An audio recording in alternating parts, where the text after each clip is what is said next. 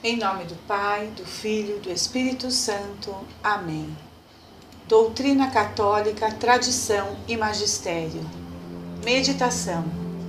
Bula de excomunhão de Martinho Lutero, em 3 de janeiro de 1521. Bula Decet Romanum Pontificem, emitida em 3 de janeiro de 1521 pelo Papa Leão X, para efetuar a excomunhão ameaçada em sua bula papal anterior, Exsurgi Domini, de 1520, caso Lutero não se retratasse. Lutero havia queimado seu exemplar de Exsurgi Domini em 10 de dezembro de 1520 no portão Elster em Wittenberg, e com esse gesto indicou qual era sua resposta para a advertência do Papa. Eis a bula que excomungou de forma definitiva o grande herege. Papa Leão X, Decet Romanum Pontificem, 3 de janeiro de 1521. Bula de excomunhão de Martinho Lutero. Pelo poder que lhe foi conferido por Deus, o Romano Pontífice foi designado para administrar penas espirituais e temporais, segundo corresponda respectivamente a cada caso. O propósito disso é a repressão dos maliciosos desígnios de homens extraviados que foram tão seduzidos pelo seu degradado impulso de fins perversos que esqueceram o temor de Deus, puseram de lado com desprezo decretos canônicos e mandamentos apostólicos, ousaram formular novos e falsos dogmas e introduziram o mal do cisma na Santa Igreja de Deus, ou apoiaram, ajudaram e aderiram a tais cismáticos, os quais fazem comércio, rasgando a túnica do nosso Redentor e a unidade da verdadeira fé. Portanto, compete ao Pontífice, por temor de que a barca de Pedro pareça navegar sem piloto ou remador, tomar severas medidas contra tais homens e seus sequazes, e mediante o aumento de medidas punitivas e outros oportunos remédios, fazer com que estes mesmos homens prepotentes, dedicados como são a fins perversos, juntamente com seus apoiadores, não enganem a multidão dos simples com suas mentiras e mecanismos enganadores, nem os arrastem juntos na adesão ao seu erro e à sua própria ruína, contaminando-os com o que equivale a uma contagiosa doença. Corresponde também ao Pontífice, depois de ter condenado os cismáticos, para evitar uma ainda maior perdição e confusão deles, mostrar e declarar pública e abertamente a todos os fiéis cristãos como são tremendas as censuras e penas às quais tal culpa pode levar, para que por meio de tal declaração pública aqueles possam, com contrição e remorso, voltar em si, fazendo retratação irrestrita das conversações proibidas, da amizade e, sobretudo, da obediência para com tais réprobos excomungados, de maneira que possam evitar os castigos divinos e qualquer grau de participação nas condenações deles. Fomos informados de que após esta precedente missiva ter sido exposta em público e ter transcorrido o intervalo ou intervalos nela prescritos, e com a presente notificamos solenemente a todos os fiéis cristãos que esses intervalos transcorreram e estão transcorridos. Muitos daqueles que tinham seguido os erros de Martinho Lutero tomaram conhecimento da nossa missiva e das suas advertências e injunções. O espírito de um salutar conselho levou-os de novo a si. Confessaram eles os seus erros e abjuraram a heresia, conforme nossa instância, e voltando à verdadeira fé católica, obtiveram a bênção de absolvição que os mensageiros estavam autorizados a conceder. E em diversos estados e localidades da Alemanha, os livros e escritos do mencionado Martinho foram publicamente queimados, como tínhamos mandado.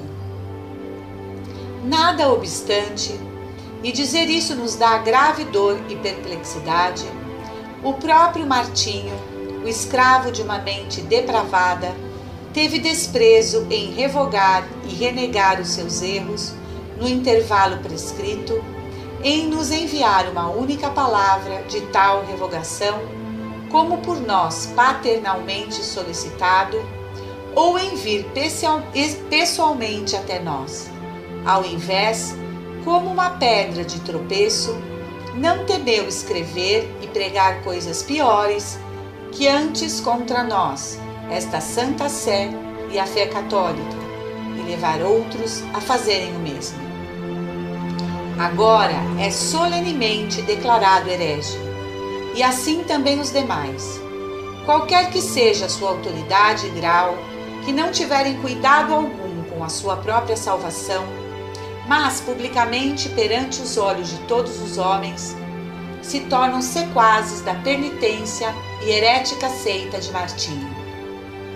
E aqueles que deram a ele aberta e publicamente ajuda, conselho e favor, encorajando-o na sua desobediência e obstinação, ou dificultando a publicação da nossa citada missiva. Tais homens incorreram nas penas estabelecidas naquela missiva e devem ser tratados legitimamente como hereges e evitados por todos os fiéis cristãos, como diz o apóstolo, Epístola a Tito 3, 10, 11. O nosso objetivo é que esses homens sejam legitimamente considerados na mesma esteira de Martinho e dos demais réprobos, hereges e excomungados, e que, na hipótese de terem aderido com a mesma obstinação ao pecado do referido Martinho, compartilhe também das suas penas e seu próprio nome, trazendo em todos os lugares o título de luteranos e as penas que isso acarreta. As nossas instruções precedentes eram bem claras e eficazmente divulgadas, e ao se observarem de forma estrita os nossos presentes decretos e declarações, não faltará nenhuma prova, aviso ou citação. Os nossos seguintes decretos são emitidos contra Martinho e os demais que o seguem na obstinação do seu propósito depravado e execrável, assim como contra aqueles que o defendem e protegem com escolta militar e não temem apoiá-lo com recursos próprios ou de qualquer outra forma, e têm a pretensão de lhe oferecer e custear ajuda, conselho e favor. Os seus nomes, sobrenomes e graus, por mais elevada e fulgurante que seja a sua dignidade, desejamos que se considerem incluídos nestes decretos, com o mesmo efeito que se estivessem elencados individualmente e listados na sua publicação, a qual há de ser promovida com uma energia à altura da força do seu conteúdo.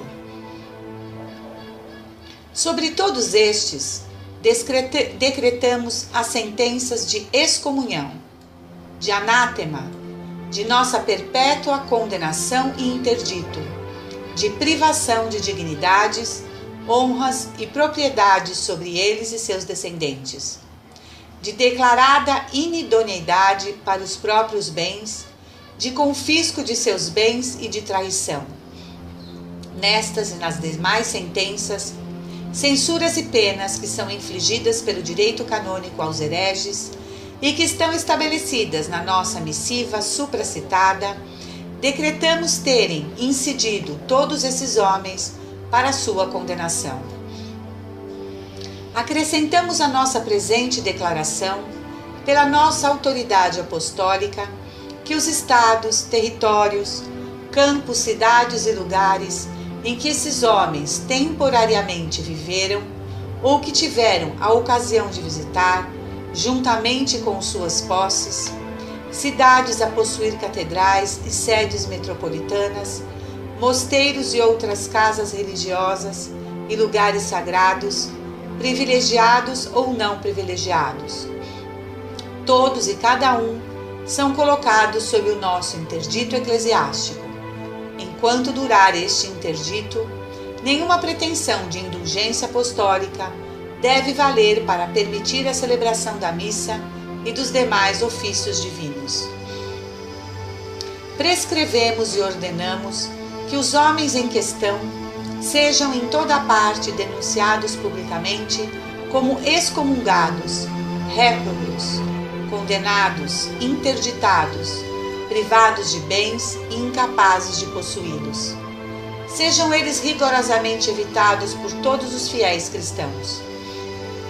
Queremos tornar conhecido de todos o mesquinho comércio que Martinho, os seus sequazes e os demais rebeldes estabeleceram, pela sua temeridade obstinada e sem vergonha, sobre Deus e sua Igreja. Queremos proteger o rebanho de um animal infeccioso, para que a sua infecção não se espalhe para as ovelhas saudáveis. Por isso, damos o seguinte mandado a todos os patriarcas, arcebispos, bispos, prelados de igrejas patriarcais, metropolitanas, catedrais e colegiadas, e religiosos de todas as ordens, inclusive as mendicantes, privilegiadas ou não privilegiadas, onde quer que se encontrem, que em virtude de seu voto de obediência e sob pena de sentença de excomunhão, se assim for exigido para a execução destes decretos, anunciem publicamente e façam anunciar, por meio de outros nas suas igrejas, que este mesmo Martinho e sua facção são excomungados, réprobos, condenados, hereges, endurecidos, interditados, privados de bens, incapazes de possuí-los, e dessa forma elencados na execução destes decretos. 3 dias serão concedidos. Pronunciamos a advertência canônica e concedemos 1 dia de pré-aviso sobre a primeira advertência, outro na segunda, mas no terceiro, execução peremptória e definitiva da nossa ordem.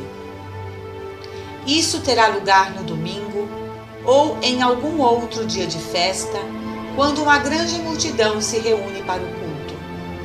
Seja alcançado o estandarte da cruz, soem os sinos, acendam-se as velas e após algum tempo sejam apagadas, lançadas ao chão e pisadas, e pedras sejam lançadas 3 vezes, e observem-se as demais cerimônias de costume. Os fiéis cristãos, todos e cada um, sejam intimados estritamente a evitar esses homens. Quiséramos uma outra vez contrastar o referido Martinho e os demais hereges que mencionamos, e ainda os seus adeptos, sequazes e partidários. Desde já mandamos a todo e cada um dos patriarcas, arcebispos e todos os demais prelados, em virtude de seu voto de obediência, que sendo eles precisamente encarregados de dissipar cismas com a autoridade de São Jerônimo, devem na atual crise, como lhes obriga o seu ofício, erguer uma muralha de defesa para o seu povo cristão. Estes não devem calar-se, como cães mudos que não podem latir. Isaías 56:10. Mas, incessantemente, clamar e levantar a voz da pregação, fazendo com que seja anunciada a palavra de Deus e a verdade da fé católica contra os artigos condenados e heréticos citados acima.